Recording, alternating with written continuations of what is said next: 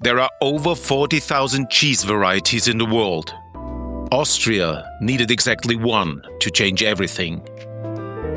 A country with no coastline, brutal winters, and 9 million people. And yet, it built one of the most comforting dishes on the planet. Not in a restaurant, not in a test kitchen. In a valley most people will never visit, by someone history never bothered to name. So how does a place with almost nothing end up creating something the whole world wants? Most people know Austria for Mozart, maybe Freud.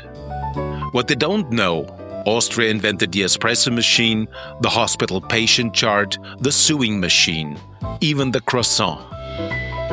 For 9 million people, that is a track record that should not be possible.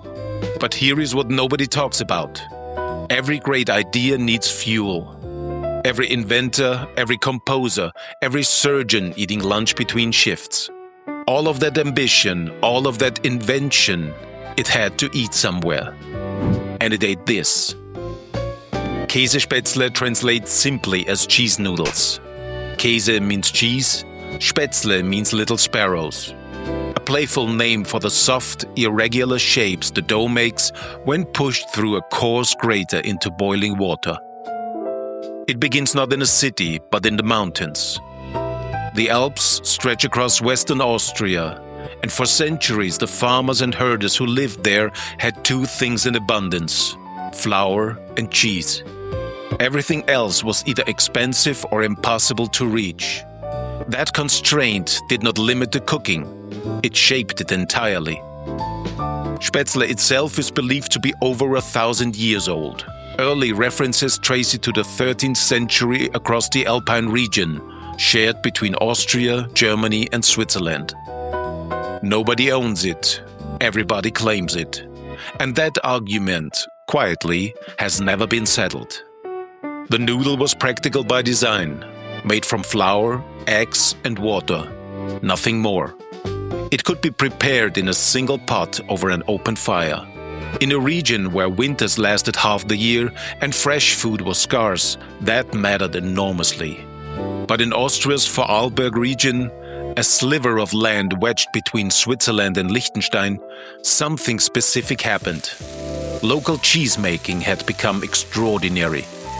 Mountain pastures, cold air, rich milk from cattle that spent summers at elevation. The cheese from this region carried a depth and sharpness that flatland dairies simply could not replicate. Farmers began layering that cheese into the hot noodles, then finishing with roasted onions on top, crisp, golden, slightly sweet against the richness below. No sauce, no elaborate process, just heat, fat, and time doing exactly what they were supposed to do. The result was not just food. It was warmth. It was survival dressed up as comfort. Here is something worth remembering. Käsespätzle became so tied to Vorarlberg that locals treat it as a regional identity marker. In Vorarlberg, the cheese you use is not a suggestion.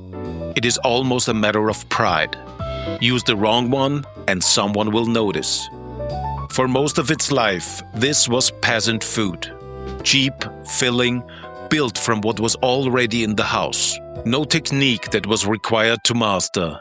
No ingredient that needed a merchant. A family high in the mountains could produce every component themselves. That simplicity is exactly why it survived.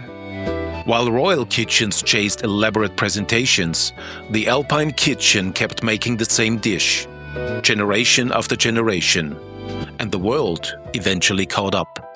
Today, Käsespätzle is on menus across Europe, but its soul has never left those mountains. A dish born from nothing, built to last forever. Follow the history, not just the recipe. More dishes are waiting.